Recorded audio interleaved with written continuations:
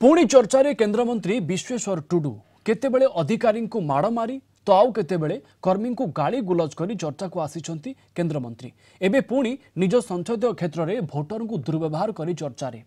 Mayurbhanj Baripada सहरर 14 number ward रु आसीची एही भली अभियोग गोलिया पानी आसुवा अभियोग नहीं आसीथिबा महिला माननकु दुर्व्यवहार करिसंती केंद्रमंत्री अभियोग सुनिबा परिवर्ते गाली गुलज करिसंती केंद्रमंत्री एभली व्यवहार पर अभियोग पत्र को चिरी फोपाड़ी देथिले अभियोगकारी रेल विभागर शिलान्यास कार्यक्रम में जोग देबाकू आसीथिबा केंद्रमंत्री विश्वेश्वर टुडूंक निकट में अभियोग शुणाइबाकू पहुंचीथिले स्थानीय बासिंदा केंद्रमंत्री दुर्व्यवहार पर घटना को सबु महल तीव्र निंदा करा जाउछि।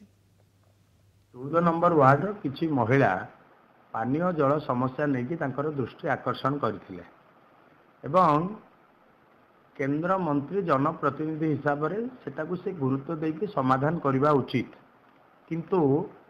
ताकू न जाइकी से जेभली भाबरे